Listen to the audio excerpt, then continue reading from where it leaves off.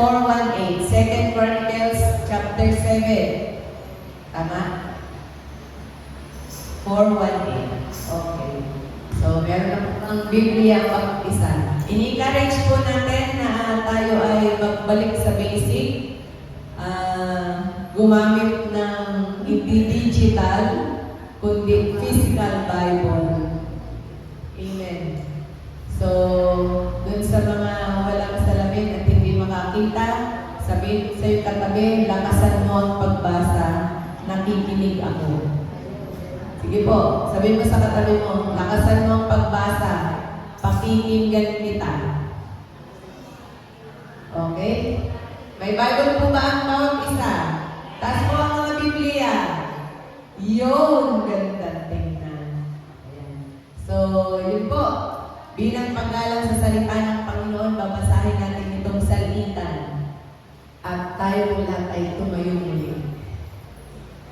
Okay, basahin ko po yung verse 1, basahin ko yung verse 2, babasahin ko ulit yung verse 3, sa inyo yung verse 4. Lahat po may hawak na bang Biblia? Huwag yan papayan na wala kayong hawak. Sayang yung mga Bibles na yan. Brother Danny, tabihan mo kaya si Edna. Tabihan mo si Edna para marinig mo yung binabasa niya kung tama. Ayan. Okay. So, basahin po yung verse 1. Chapter 7. Kanina pa tayo ba?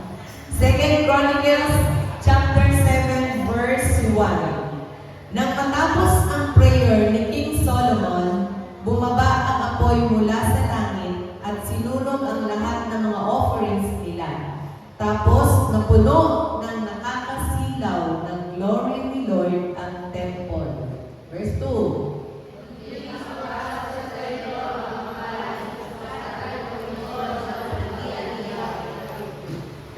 Nang makita ng mga tao na bumababa ang apoy mula sa langit at napuno ng glory ni Lord ang temple, lumuhod at yumuko silang lahat sa lupa, nag-worship kay Lord at nagpasalamat sa Kanya. Sabi nila, mabuti si Lord, forever ang pagmamahal niya. Verse 4 and 5 po, basahin niyo.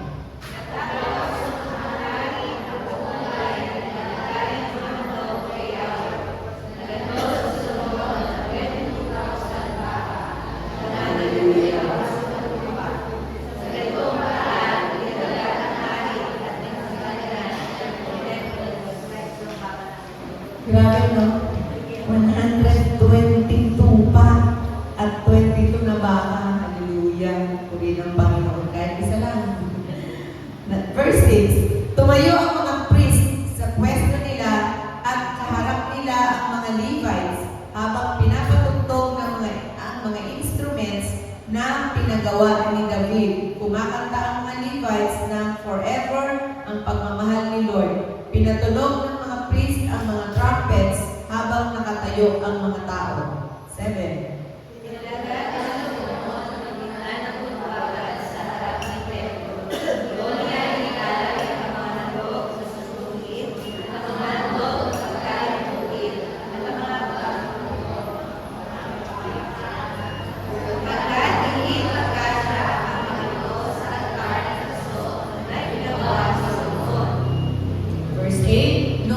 Ngayon, 7 araw na nag-celebrate ng piyesta ng shelters si Solomon at ang buong Israel. Sobrang dami ng mga taong nandun mula sa Hamat Pass sa north hanggang sa boundary ng Egypt, sa south, ang dami nila.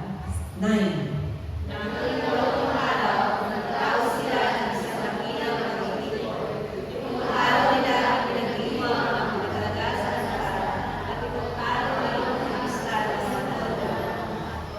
Week ang piyesta.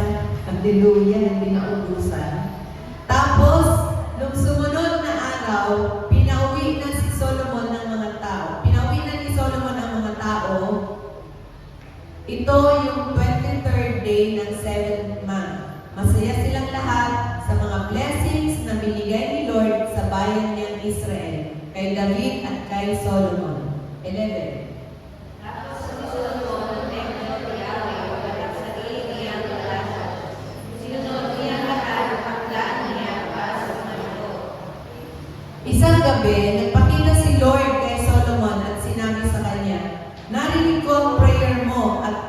pinili ko ang temple na ito. Dito i-offer ang mga sacrifices para sa akin. 13. Sa kuman ang langit at katingin ng ulan, utusan ko man ang mga bala upang salagarin ang lupain ito. Magpadalaman ako ng sasa sa aking bayan. Pero nagpakumbaba ang sarili kong bayan. Nag-pray sila at nagbalik loob sa akin. Nagsisi sa kanilang mga kasalanan at tumalikod sa mga masasamang gawain. Pakikinggan ko sila mula sa langit. Amen. Patatawarin ko sila. Amen. At pasasaganain ko ulit ang lupain nila. 15. Babantayan ko sila at papakinggan ko ang mga pananangin hinihintay nila dito. Hallelujah. Kasi tinanggap at pinili ko ang lugar na ito kung saan i-worship ako magpakailanman. Babantayan ko ito at poprotektahan magpakailanman. 17. Wala nang iliwan para sa akin gaya ng iyong amang si David. Kung susundin mo ang lahat ng mga utos at tuturuin, Tutuparin ko ang promise ko kay David na hindi mawawalan ang pamilya niyo ng magmamana ng pagiging hari ng Israel. 19. ngunit kapag pinagpunan ninyo ako at sinuway ninyo ang kasalas at pagsunod sa ibig sa iyo, at sumayo at sumunod sa ibang mga Diyos, Aalisin ko kayo sa lupain binigay ko sa inyo at iiwanan ko ang temple na ito at napilili kong lugar kung saan ako i-worship. Magiging joke ang temple na ito at babalihin ito ng lahat ng mga tao. 21. ang mga pamataan sa sapat at meron ito na ngayon pinadakila ay papapiling at magtatanong, bakit kaya ito ginawa ni Yahweh sa lupain ito at sa templo ito? Tapos sasagot ang mga tao kasi tinalikuran nila si Lord ang na kanilang Diyos. Siya na nag-alis sa mga ancestors nila sa Egypt. Tapos sumunod at sumamba sila sa ibang mga Diyos. Kaya binigay ni Lord sa kanila ang disaster na ito. Pagpalain ng Diyos ang pagbabasa ng kanyang mga salita. Maaari na po kayo umupo. Praise God. Magandang umaga po sa ating lahat. Magandang umaga naman. Magandang umaga po. Yeah, very good children. Purihin ang Panginoon. So, ang pag-uusapan po natin ngayon, basahin ko ulit yung verse 14. Sabi doon, pero nagpakumbaba ang sarili kong bayan, nag-pray sila at nagbalik loob sa akin, nagsisi sa kanilang mga kasalanan at tumalikod sa mga masasamang gawain. Pakikinggan ko sila mula sa langit, papatawarin ko sila at pasasagalain ko ulit ang lupain nila. Wala bang amen dyan? Amen! Hallelujah! Pagka po ganito ang mga declaration ng Lord, bilisan natin ang amen para mabilis ang blessings, ang pagtanggap. Amen! Purihin ang Lord. So, ang ating topic ngayon ay prayer. Basic. Bakit prayer? Paano mag-pray?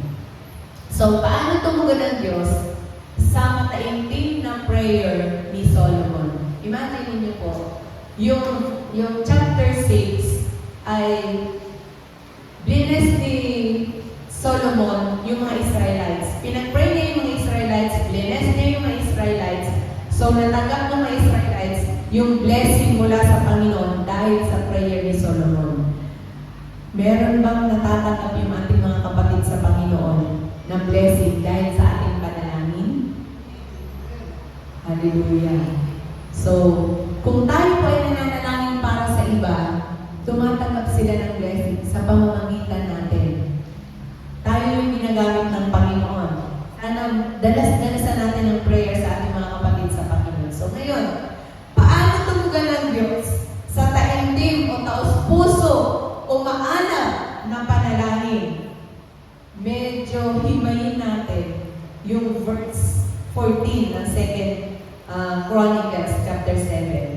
Ang sabi doon, sa English po, ang sabi, if my people, yung word na if, ay kondisyon. Tama? Pwedeng hindi, pwedeng oo. Tama po ba? Mag-amen naman kayo. Ayan. Ang word na if ay isang word na kondisyon. Kinokondisyon or kailangan natin mamili. Sabi doon, if my people will humble themselves and pray. Unang kondisyon sa panalangin na makaintim para tugunin ni Lord ay humble ang ating mga sarili. Hirap po.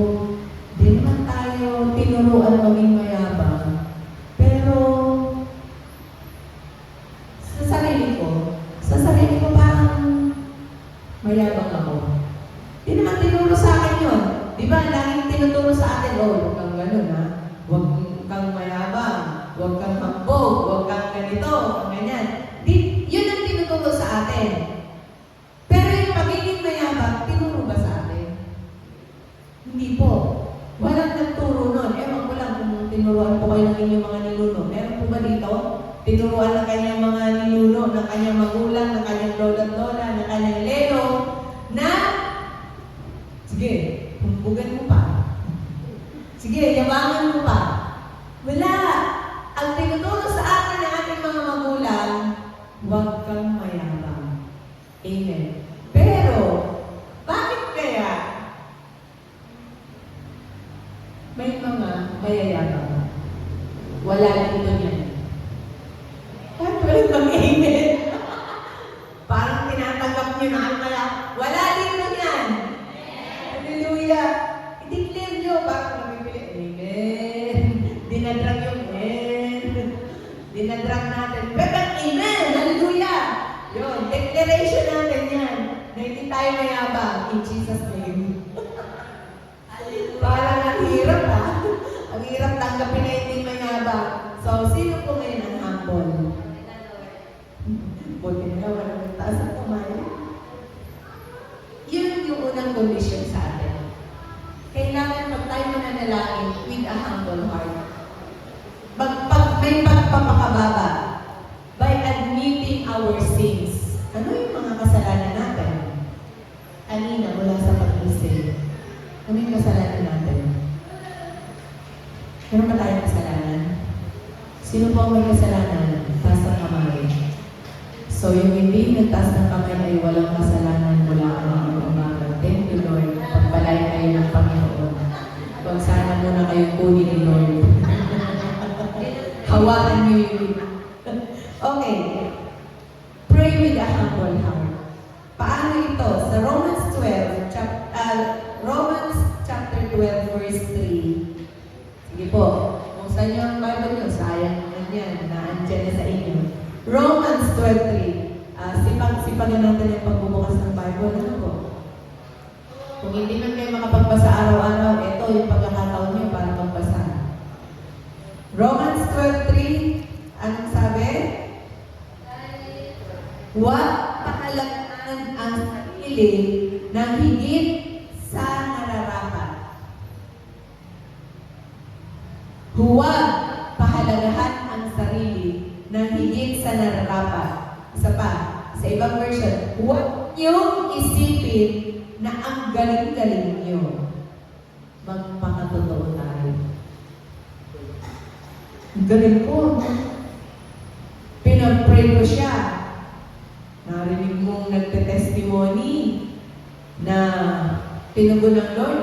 Kung hindi ko yung pinag-pray, siguro hindi niya yung matatanggap yung answered prayer. Minsan, hindi man natin mabangit, pero minsan nasa puso natin yan na, buti na lang pinag-pray ko siya. Pray with a humble heart. Sabi doon ay, huwag niyong isipin na ang galing-galing niyo. Pinoy version po yan. Pag tayo lumalapit sa Lord, pray with a humble heart. Lord, eto ako, wala akong pwedeng ipagyabang sa'yo. Lahat ng meron ako ay grudge mo lang. Amen?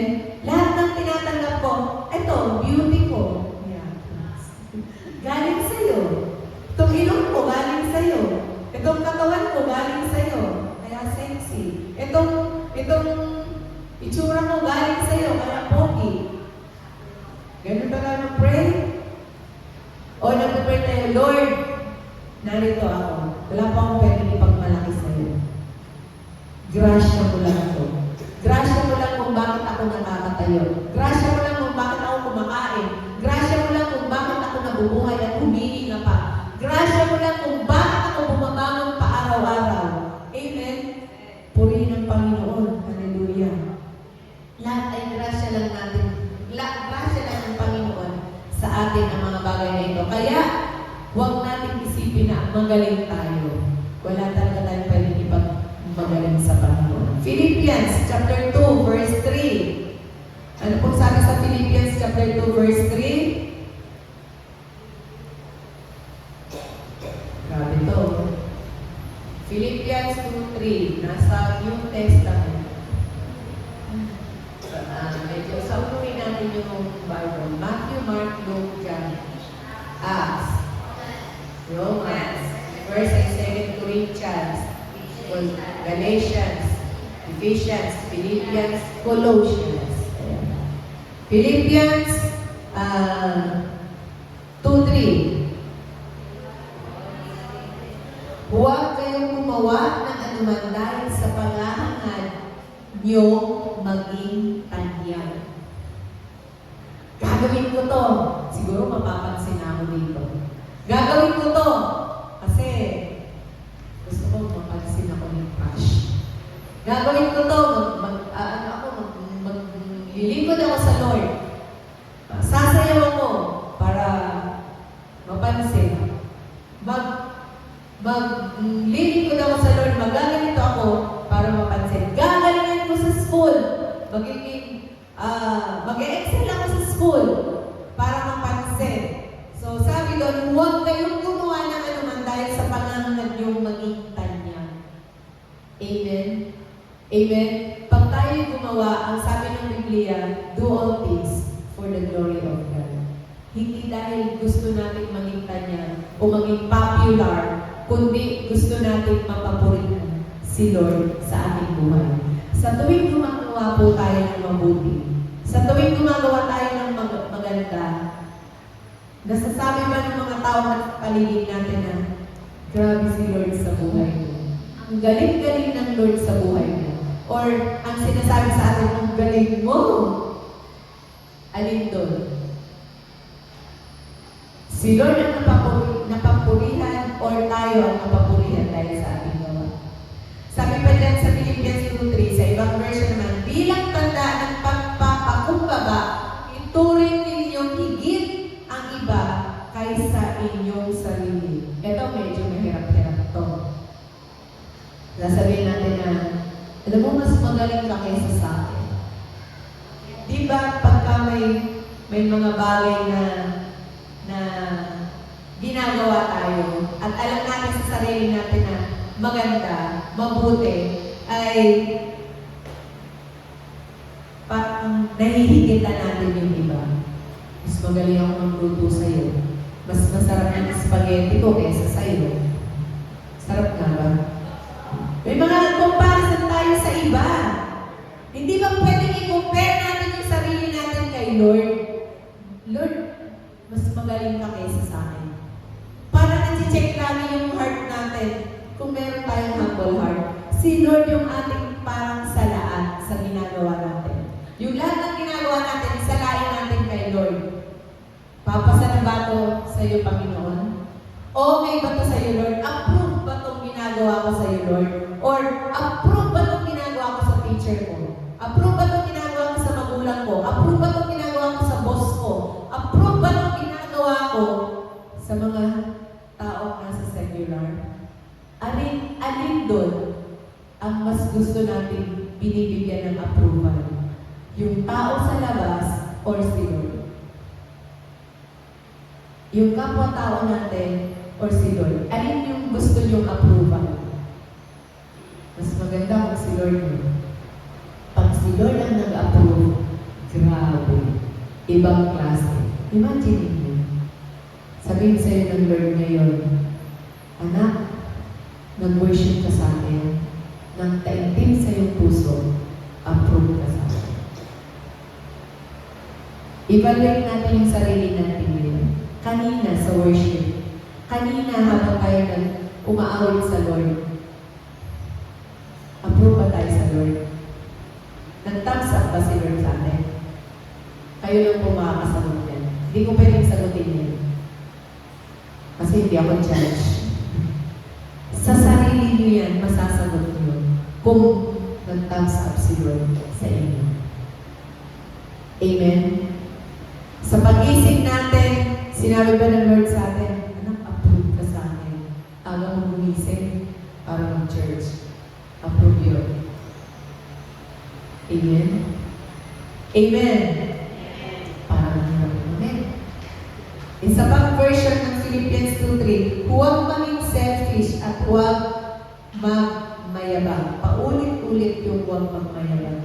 Lucas chapter 18, verse 9 to 14. Ito yung kwento or ito yung parable ng Pharisee or Pariseo at isang maniningil ng buwis.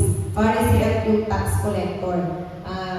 Nagkwento si Jesus kasi itong dalawang to, so yung tax collector at saka yung Pharisee, pumasok sa templo.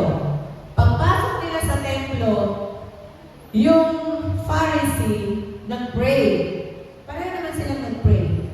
Ang prayer ng Pharisee, sabi niya, Panginoon, salamat. Kasi hindi ako katulad nito na ganito, ganyan. Ito yung ginawa ko, ganyan. Naglitan niya. Tapos kinumpare niya yung sarili niya dun sa isa. Hindi ako ganun laki ng kasalanan kaysa sa ganito kasi ganitong ginawa ko. Pag nag-pray po ba tayo? Dumadating tayo dun sa punto na nagkakaroon tayo ng comparison. Buti na lang, mas mahaba ako mag-pray kaysa sa kanya. Buti na lang, mas malaki yung bigay ko kaysa sa kanya. Lord, mas malaki yung bigay ko kaysa sa kanya. Lord, mas mahaba yung prayer ko kaysa sa kanya. Lord, umayo ako. Sila hindi. Yung Pharisee, ganun yung prayer niya eh. Diba? Tingnan natin. Luke chapter 18, verse 9 to 14, para hindi tayo maligaw. Lucas chapter 18, verse 9 hanggang 14. Sabi, nagkwento din si Jesus ng parable ng sa mga mataas ang tingin sa sarili at minamaliit ang iba. So, ito yun. Sabi niya, may dalawang lalaking pumasok sa temple para mag-pray, isang Pharisee at isang tax collector. Tumayo ang Pharisee na nag-pray, Diyos ko, salamat po. Kasi hindi ako katulad ng iba, mga magnanakaw. Yun kasi mga tax collector ay mga magnanakaw daw. Mandaraya din sila. Tama ba? Tama ba to? Kumusta naman taga-BIR? Nangangaliwa o katulad ng tax collector na ito. Hindi, no? Talagang ginalintulad yung sarili niya sa isang tax collector. 2 beses po akong nagpa-fasting. Hallelujah. Sa isang linggo at nagbibigay po ako sa inyo ng 10% ng sweldo ko. Pero, nakatayo sa di kalayuan ng tax collector. Di man lang siya makatingin sa langit. Sinusuntok ang dibdib at ang sabi, Diyos ko, maawa po kayo sa akin, makasalanan ako. Sinasabi ko sa inyo, umuwing matuwid sa paningin ng Diyos ang lalaki nito, imbes na ang Pharisee, kasi ang nagmamataas ay ibababa at ang nagpapakababa ay itataas. Nag-compare siya sa prayer niya. Kinumpara niya yung sarili niya sa iba. So, wala dito niyan. Bagal talaga eh. Wala dito niyan! Hallelujah! Hindi tayo nag-compare ng sarili natin. Mas magaling tayo kaysa sa iba. Amen. So, pray with a humble heart. Lagi po tayo magpakababa sa Lord. Kasi lahat ng meron tayo ay galing sa Panginoon. Yung suot nyo galing sa Lord yan. Yung ganda nyo galing sa Lord at yung pogi nyo galing sa Lord. Hindi natin pwedeng sabihin, mas maganda ako. Mas maganda yung ayos ng lipstick. mas maganda yung kilay ko kaysa sa kanya. Di po pwede yun. Kasi si Lord, isa lang ang tingin sa atin. Lahat tayo ay maganda sa kanyang paningin. Amen. Pangalawang kondisyon, if, sabi doon, sabi nasa natin kanina sa 7:14, if my people will humble themselves, sabi doon, and, sabi doon, ask for forgiveness. Sa family night, naitanong ito, alin ang mas madali? Humingi ng tawad o magbigay ng tawad sa nagkasala sa atin? Walang mas madali. Pero mas mahirap. Pareho din. Sabi sa ating pangalawang kondisyon, humingi tayo ng kapatawaran. Kasi lahat naman tayo kamali. Ang sabi nga ng Romans, walang matuwid. Lahat kulot, sabi ng Igorot. Walang matuwid, wala kahit isa. Lahat tayo nagkamali. We fall short of the glory of God. So, kailangan natin ng paghingi ng tawad. Araw-araw yun. Hindi man natin sinasadya. Hindi man tayo namumuhay sa kasalanan, pero nakagagawa tayo ng mali. Araw-araw. Kahit sa desisyon, nakakagawa po tayo ng mali. Ano mga desisyon natin sa araw na ito na medyo semplang na sa standard ng Lord? Meron. Ngayon pa lang, kailangan po natin ihingi ng tawad din sa Panginoon. Amen. Psalms chapter 51, verse 14. Ano pong sinasabi? Sa Psalms 51:14. Ito yung prayer ni David. Sabi ng Psalms 51:14, bukas ng Bible, bago cellphone. May Bible na po kayo, hindi nyo na kailangan ng digital na cellphone, ay na Bible. Psalms 51:14. Sabi diyan, 51:14 po ng Psalms. Huwag mo akong pabayaang mamatay, O Diyos, na aking Savior, at kakanta ako, ipagsisigawan kong matuwid ka talaga. Sabi sa ibang version, 51:17 pala. 51:17, sabi na mali. O Diyos, ang gusto mong sacrifice ay lumapit ako sa iyo at magpakumbaba.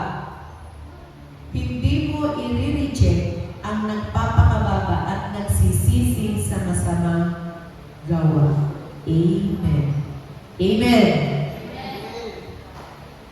Sabi ng Pinoy version, O Diyos, ang gusto mong sacrifice ay lumapit ako sa iyo na may pagpapakababa. Ito yung condition number 1. Hindi mo i-reject ang nagpapakababa at nagsisisi sa masamang gawa. So, ibig sabihin talaga, lahat tayo ay mayroong masamang gawa tingin sa katabi.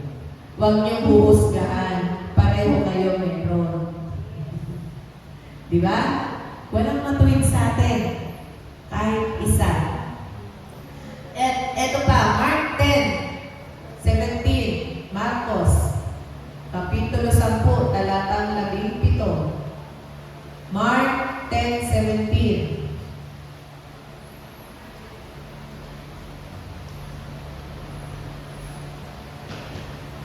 Anong page?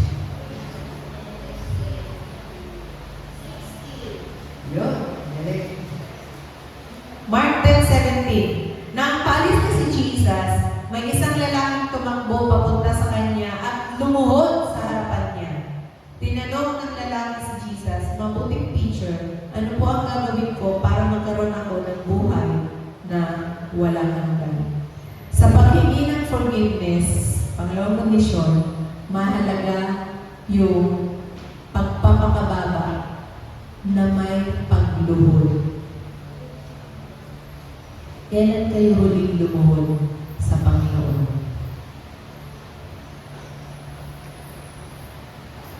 Kasi ang sakit sa tuhod wala bang propilo?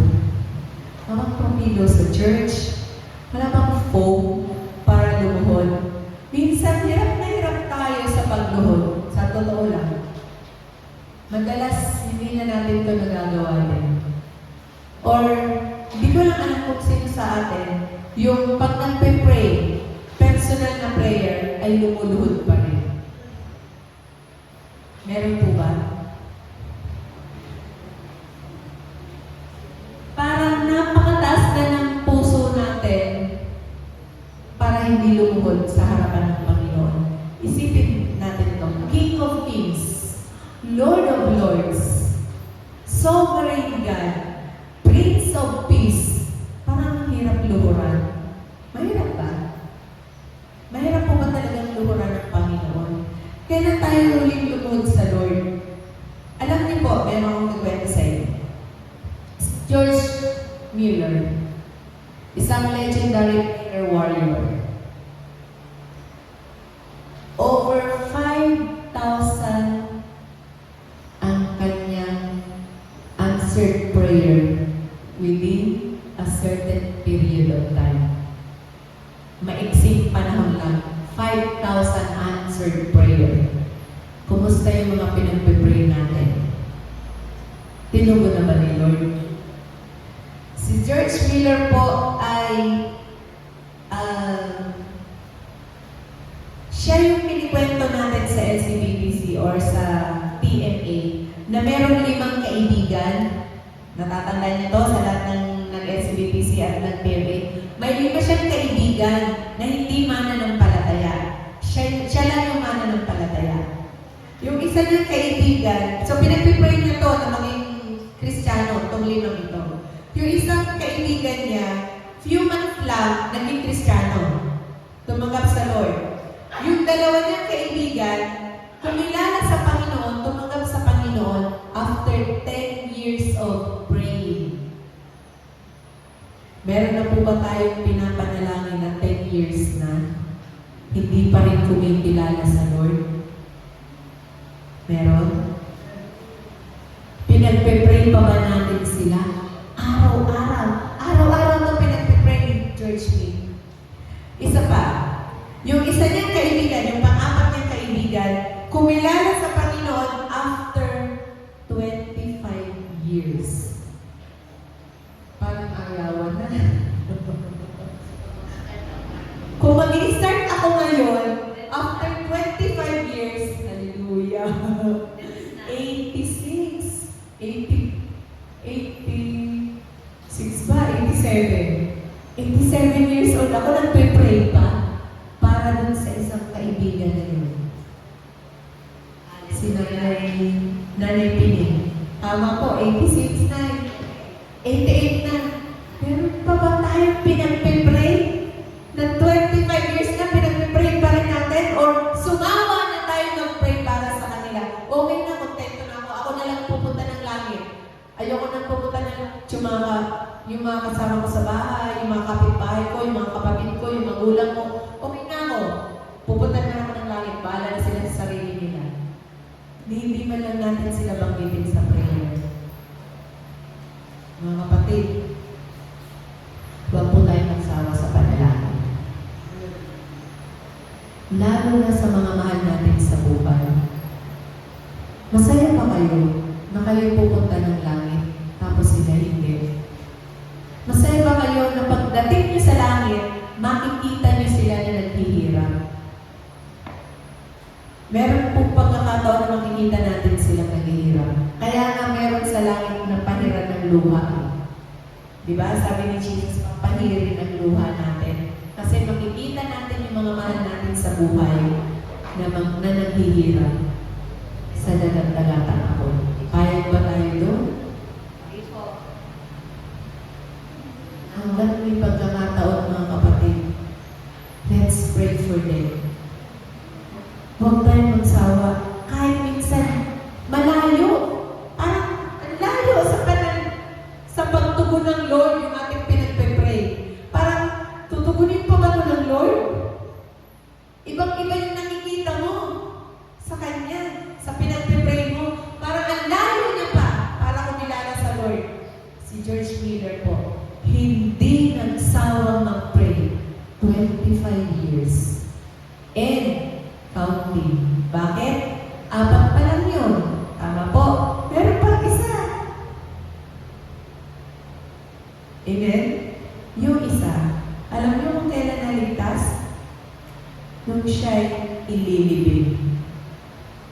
niya na nakita. Pero answered prayer pa rin siya. Amen. Amen. Ang hirap na kumamit. Answered prayer pa rin siya. Kung ang prayer natin ay kalooban ng Lord, pursilihin natin kasi kalooban ng Lord yan. Amen. Kalooban ng Lord na ang lahat ng tao ay maligtas. Tama po. Kasama doon yung asawa mo, kasama doon yung anak mo, kasama doon yung magulang mo, yung lola mo, yung mga apo mo, kasama doon sa lahat ng tao na gusto ng Lord na maligtas. Alin doon ang ipagpipray mo? Alin doon yung aabutin ka ng ilang taon, hindi mo pagsasawang ipanalangin, katulad ng church leader? Alin doon? Sino sa kanila ang hindi mo pagsasawang ipagpray? Sino sa kanila ang hindi mo pagsasawang iluhod sa pananalangin?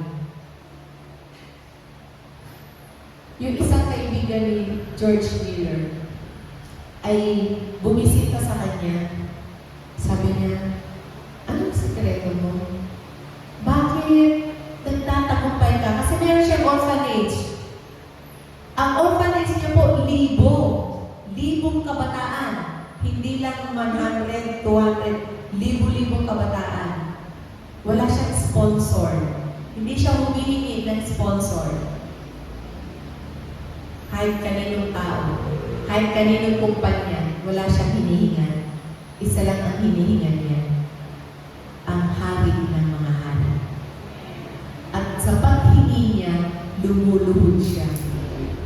Yung kaibigan niya nakakita ng pwestong niluluhuran niya, ay nauuka na yung sahig sa pagluhod niya. Meron ba tayo dito niyan? Kailan tayo huling lumuhod sa Lord para sa kaluluwa ng ating mga mahal sa buhay? Kailan yun? Kailan po yun? Praise God. Hallelujah. Medyo mabigat sa loob na hindi sila makakilala sa Lord. Medyo mabigat sa loob na tayo lang. Sabi ng isang church, punuin natin ang langit. Amen. Huwag natin hayaang mapuno ang impyerno. Punuin natin ang langit. Amen. Punuin natin ang langit. Kahit pa nga minsan ay parang sirang plaga na tayo sa kanila na paulit-ulit natin silang pinapaalalahanan, paulit-ulit natin silang ini-invite, paulit-ulit natin silang sinasabihan, pero hindi pa rin nagre-response, huwag po tayo magsawa. Dadating yung time para sa kaligtasan nila. Itagal nyo yan. Kung yan ang pinapaniwalaan nyo, tanggapin nyo na. Natutugunin ng Lord ang inyong panalangin. Kasi kalooban iyan ng Diyos. Amen. Amen. Grabe to. Nung binabasa ko yung kwento, yung buhay, yung biography ni George Miller, sa Lord, parang layo mo, wala man lang sa, kahit kung sa dulo ng pugo, wala yung prayer life ko, wala. Para sa Kanya. Oo, nagpe-pray ako. Meron po akong 6 na kaibigan na talagang pinagpe-pray ko ng bonggang-bonggang, todo-todo. Araw-araw ay may komunikasyon. Wala akong nakikita maganda. Para walang resulta. Minsan, yun yung nakwento sa inyo noon na nagkasama-sama kami. Tapos nung paalis na ako, pinag-pray ko sila. Yung tanong lang nila sa akin eh, paano na kami bukas? Sino mag-pray sa akin? Yun, medyo masaya na ako doon. Ganun pala, masaya na. Eh, paano pa kung meron sa kanila ako binala talaga sa Panginoon? Mga biglang-lalo po yun. Tapos sinisegdan pa ako ng mga novena, mga ganon. Grabe, ang layo pa.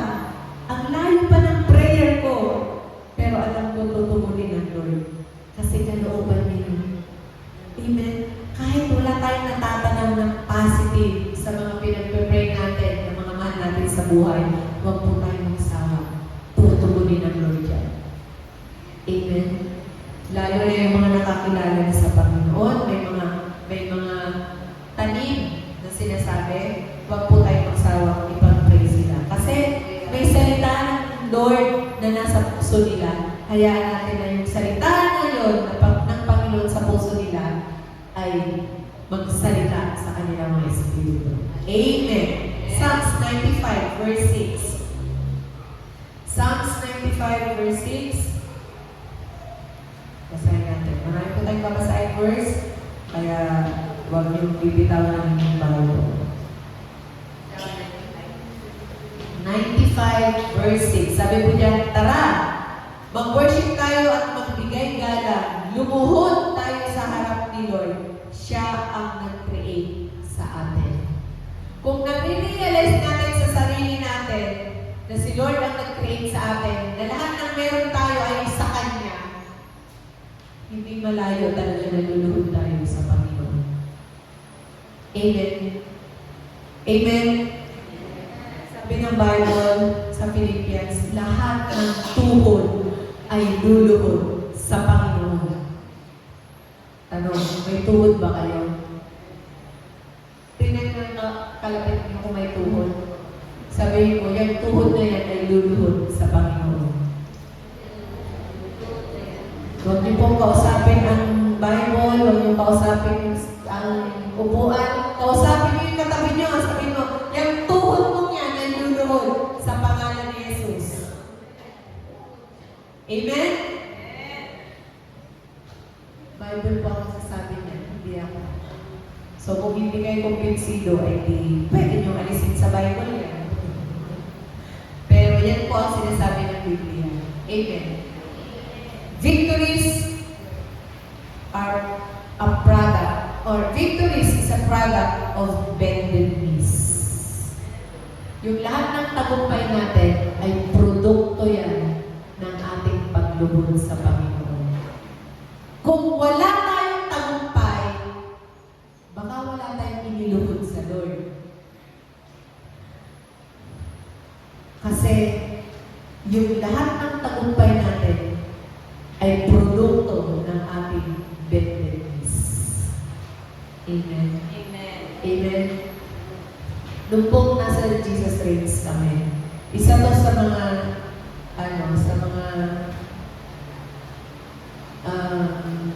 hiningi ko sa Lord. Sabi ko, Lord, palalimin mo pa yung aking prayer life. Palalimin mo pa yung aking pagbabasa ng Biblia. Palalimin mo pa yung devotion ko. Palalimin mo yung pagkakilala ko sa iyo. Hindi sapat. Hindi sapat. Tapos, nung marinig ko yung, nabanggit ko na to dati sa inyo, nung marinig ko yung sinabi nung speaker na kung anong nangyayari sa ating gobyerno ngayon, ay resulta yan ng ating panalangin. So, anong nirereklamo natin sa ating gobyerno?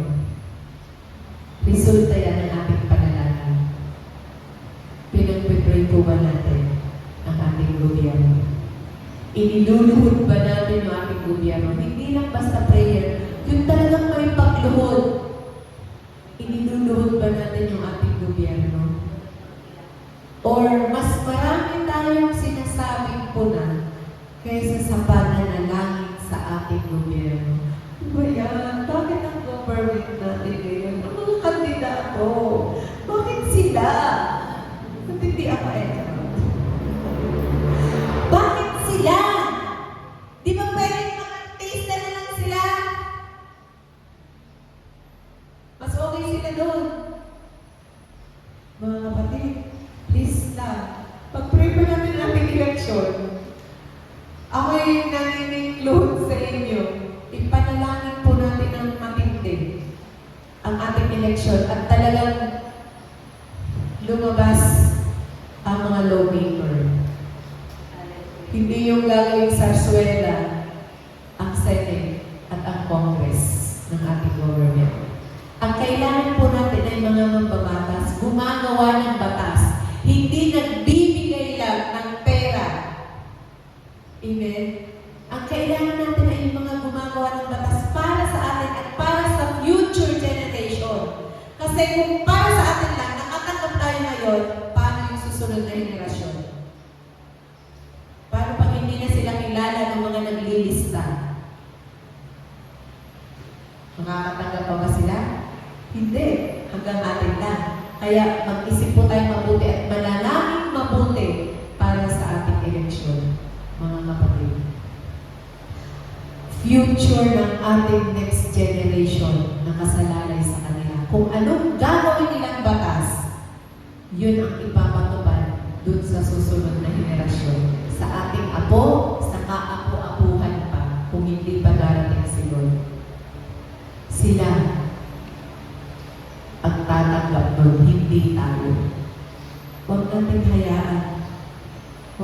hayaan na ang iluglog o ang mga panunglog ay yung mga walang alam sa batas. Mga kapatid, please. Aralin natin ang bawat kandidato. Hindi dahil nakatulong sa atin, may utang na loob tayo, yun ang ating gusto.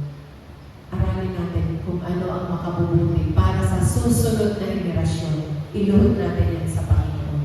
Madalas kasi, kung sino yung nakatulong, kung sino yung nagbigay, kung sino yung nagpabor sa atin, yun ang ating inilalagay. Tama.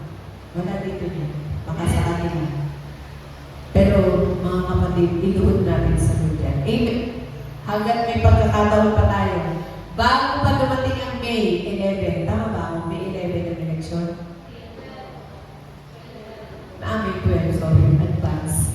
May 12, bago pa dumating ang May 12, please po, let's pray. Kung kaya niyo pag-fasting, mag-fast po tayo para sa ating government. Next, pangatlong kondisyon.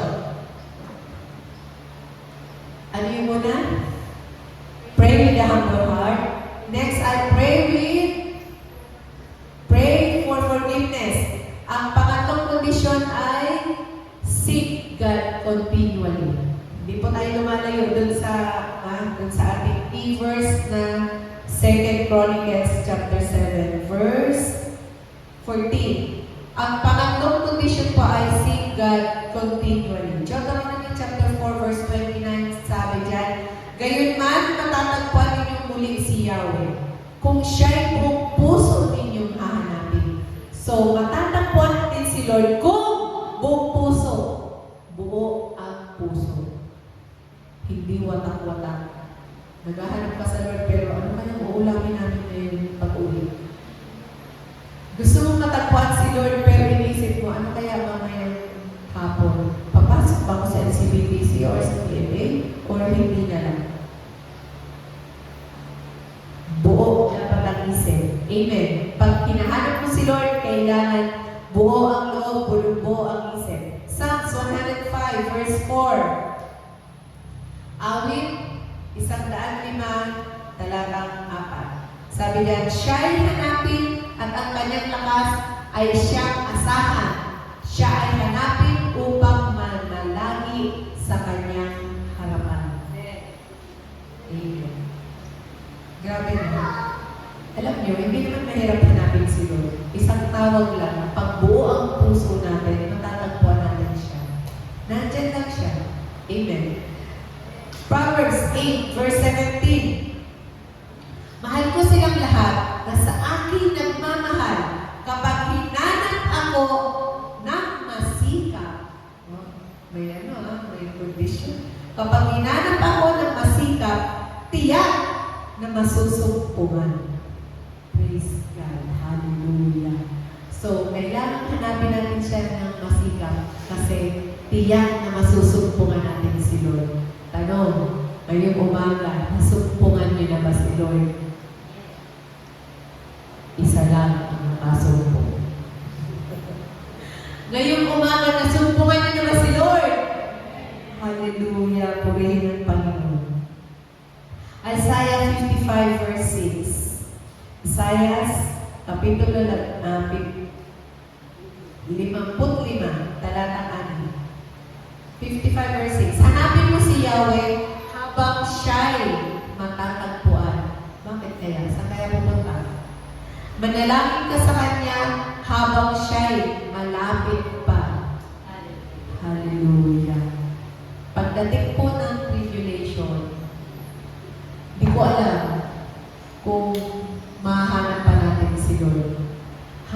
ngayon kaya pa natin kausapin, hanapin, takbuhan si Lord, pupunta na tayo sa Kanya. Amen? Amen?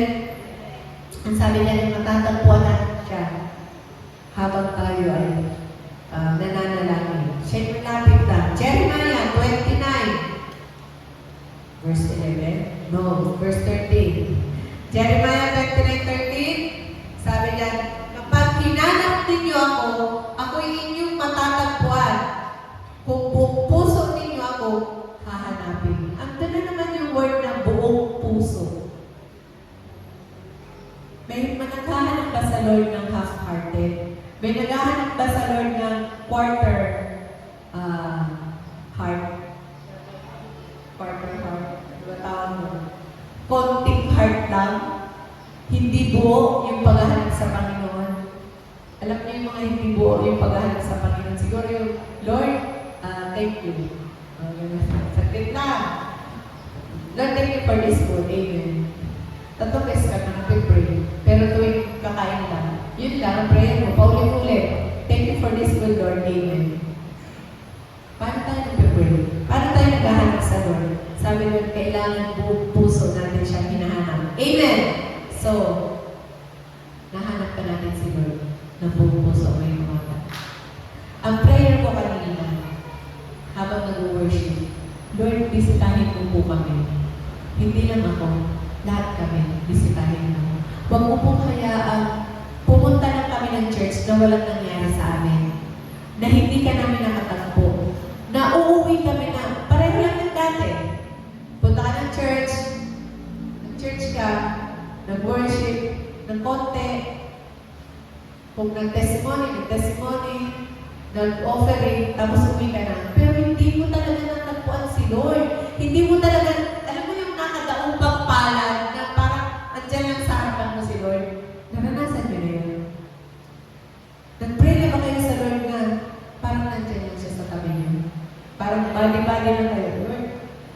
Please, Lord. Sabi ko naman ako. Nag-pray na kayo ng ganyan sa Panginoon. O parang ang lagi natin pray, Lord! Yung una, ganito, Lord. Medyo hindi mo pa marunong, Lord! Lord! Aba, nung tumagal na yung, Panginoon! Parang ang layo ni Lord. Or pag nag-pray tayo sa Lord, ay, Lord, baka naman pwedeng favor. Ang lapit, no? First friend. Diba? Friend, that is Jesus eh. Ganun lang, kasimple. Chill lang kayo ni Lord. Nagpipray ka sa Kanya. Sincere heart. Yun ang kailangan eh. Sincere yung heart natin. Amen? Hanapin natin si Lord continually. Araw-araw. Hindi lang ngayon, hindi lang bukas, hindi lang tuwing Sunday natin kaya matagpuan si Lord. Araw-araw natin siya matatagpuan. Amen. Pag hinanap natin siya. Alam niyo, isa sa mga lagi kong prayer na yun, naalala ko si Lolo Oji. Si Lolo Oji ay masipag umattend ng prayer meeting. Kung kilala niyo po si Lolo Oji. Ang sipag niya umattend ng prayer meeting. Pag tinawag ko siya mag-testimony, ang sasabihin niya, salamat sa Lord, sa kalakasan, sa pisikal na kalakasan. Salamat sa Panginoon. Tay, ano pong prayer request niyo? Ang prayer request ko ay kalakasan mula sa Panginoon. Yun lang. Ngayon ko nare-realize, pagka pala 20% discount ka na, Iba na ang prayer mo ng kalakasan. Talagang totoo na sa puso mo na, Lord, kailangan mo ng kalakasan.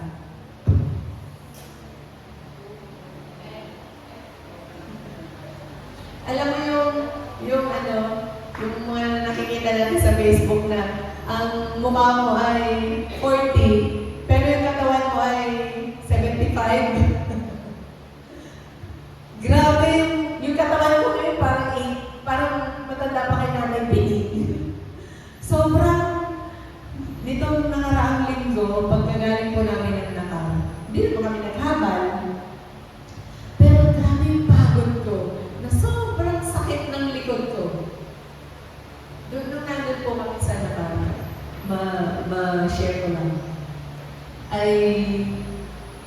yung araw ng training, Saturday, naka-apat na biogesic ako. So, Lord, parang OFW lang. Alam mo yung OFW na kailangan magtrabaho kahit may karamdaman, kahit may sakit, kailangan mo magtrabaho. Ganun po ang mga OFW. Kaya huwag tayo hingi. Ayan. Mahirap ang buhay ng OFW, sa totoo lang. Napakahirap. Kaya huwag tayo hingi. Okay. So, 4 times akong nag-biogesic. Hindi po ako nagbabiogesic kahit masama ang pakiramdam ko. Iniiwasan ko uminom ng mga synthetic na gamot. Pero hindi kaya eh. Magja-jacket ako, tapos maya-maya, tatanggalin ko, tapos maya-maya, may ginawin naman ako. Yun yung nangyari sa akin sa Natal noong last Saturday. During training, hanggang Sunday po yun may training. Pero, grabe yung lakas ng Lord na binigay sa akin. At yun ang pinagpapasalamat ko sa Panginoon hanggang ngayon. Grabe yung lakas ng Panginoon. Alam niyo po ba? 1 oras at kalahati lang ang tulog ko.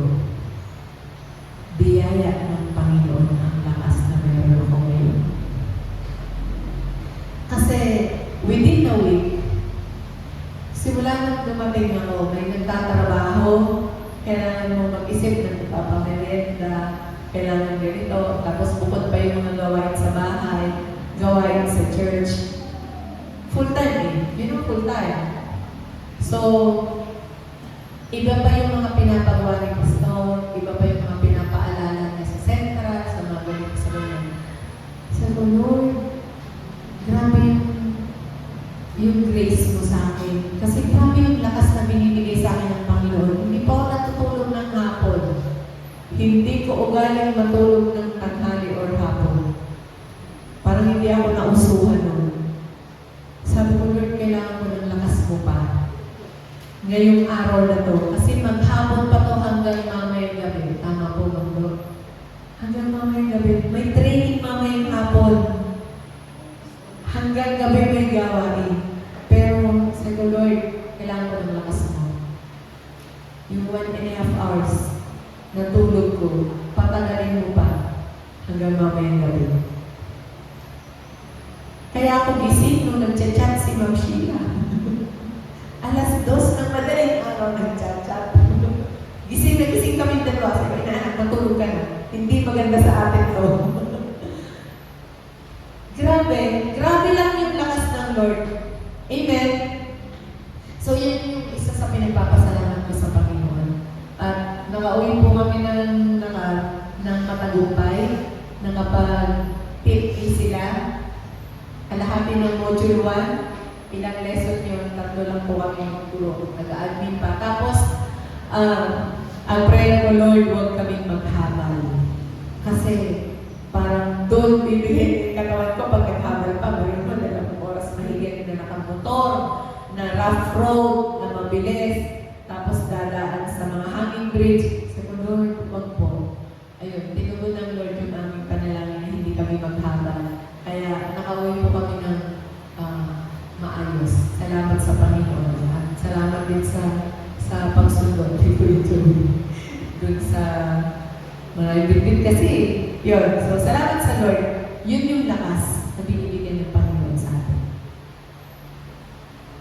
Pagka ako nagpa-pray na request ng kalakasan, talagang si Lolo Oji ang naaalala ko. Dalawa lang lagi ang sinasabi niya. Testimony at prayer request, isa lang yun. Pero ngayon ko na-realize na napakahalaga at ano. Nung una ay parang nagigiti pa ako, parang bakit ganun? Pareho lang. Testimony at prayer request, pareho lang. Pero ngayon, grabe, sobrang na-appreciate ko po yun na ganun pala kahalaga ang lakas na binibigay sa atin ng Panginoon. Tingnan niyo yung katabi niyo, malakas siya. Kaya naman niyang maglingkod hanggang dumating si Lord. Huwag lang bubutuhin. Amen. Pang-apat na kondisyon. Fourth condition, yung if my people humble themselves and pray and turn from their wicked ways, and to turn from sinful behavior.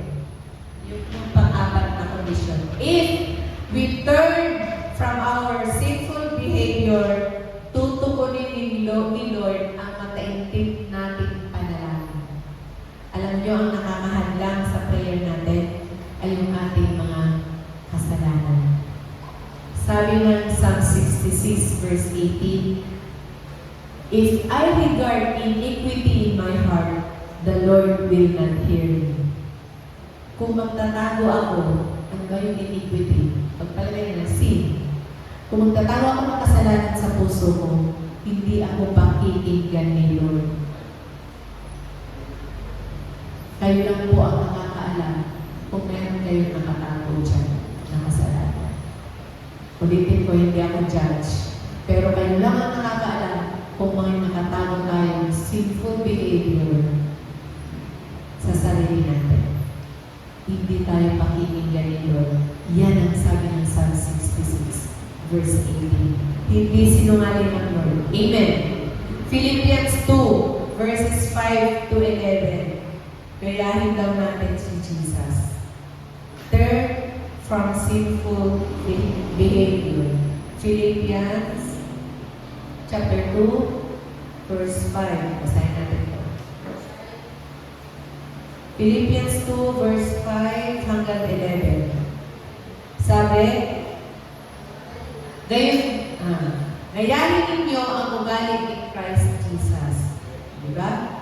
Nasa Kanya ang nature ng pagiging Diyos, pero hindi niya pinagpilitan ang pagiging pantay niya sa Diyos. Hindi niya pinilit. Instead, give up niya lahat ng meron siya. Madali ba to? Kaya niyo bang i-give up yung karelasyon niyo? Kaya niyo bang i-give up yung hinihingi ng Lord sa inyo? Yung mga eyes sa niyo, kaya niyo bang i-give up yan? Sabi doon, instead, i-give up niya lahat ng meron siya at nabuhay na isang alipin. Pinanganak siya bilang tao at nang maging tao siya, naging humble siya at masunurin hanggang kamatayan. Masunurin hanggang kamatayan. So help me, Lord. Oo, kahit hanggang mamatay siya sa krus. Verse 9. Dahil dito, nilagay siya ng Diyos sa pinakamataas na pwesto at binigay sa Kanya ang pangalang pinakamataas sa lahat. Kaya, sa pangalan ni Jesus, luluhod ang lahat ng nasa langit, nasa lupa at nasa ilalim ng lupa. Meron bang tuhod sa ilalim ng lupa? Kasi luluhod daw eh. Sabi doon. At sasabihin ng lahat na si Jesus, na si Jesus Christ ay Panginoon para mapapurihan ang Diyos Ama. Sabi sa ating nasa, gayahin natin ang ugali ni Jesus. Huwag natin i-compare yung sarili natin sa iba. I-compare natin, ito bang ginagawa ko? Ito yung ugali ni Jesus.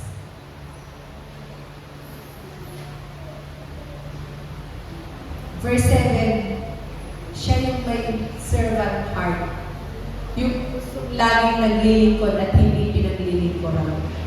Yung pagka nakisuyo ka ay kaagad sumusunod. Ganun ba tayo? Pag pinakisuyuan tayo, kaagad tayo sumusunod.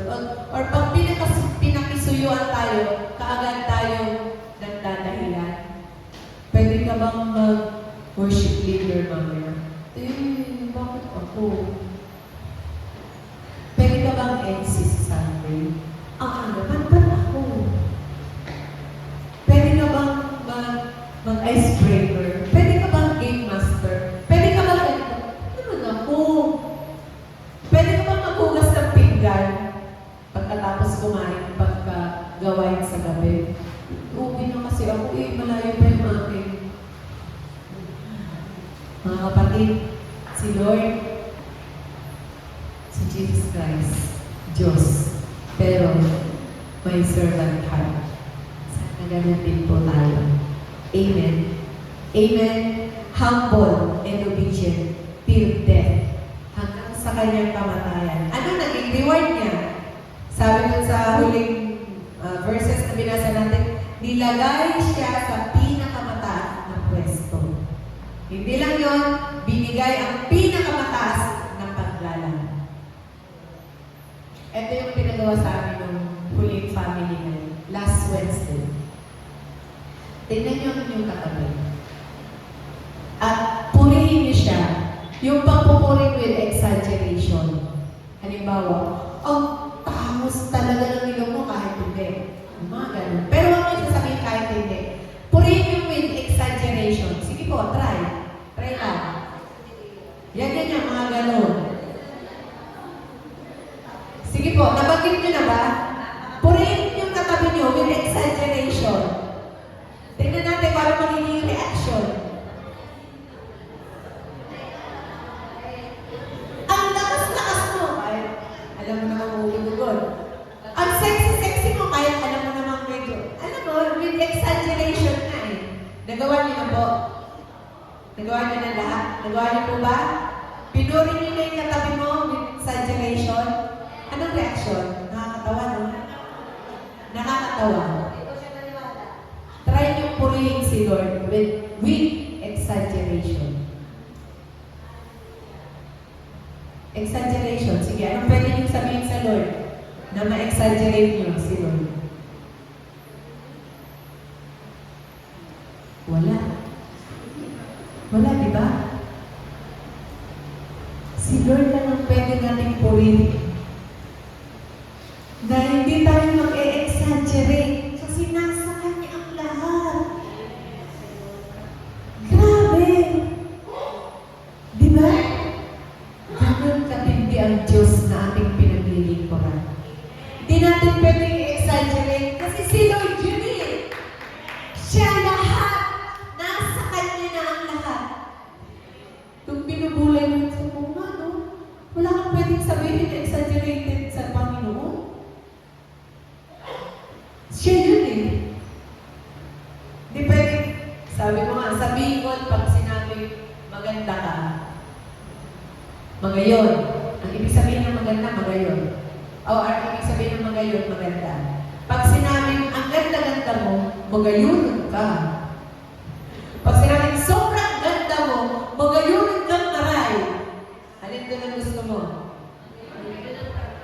Di ba? Yung dulo. Pag ginamit mo yan sa Lord, halimbawa, Lord, mabuti ka. Lord, napakabuti mo. Lord, ang buti-buti mo talaga. In-exaggerate ba natin? Ba hindi? Kulang pa. Kulang pa yung sinasabi ng pagpupuri sa Panginoon.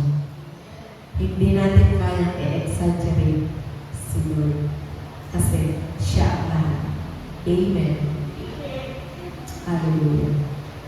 Ito na yung dulo ng ating pinag-aaralan. Sabi ng 2 Chronicles chapter 7 verse 14. English. Meron ba tayo dyan? English.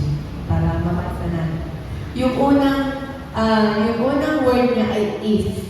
If my people who are called by my name will humble themselves, pray, turn from their wicked ways.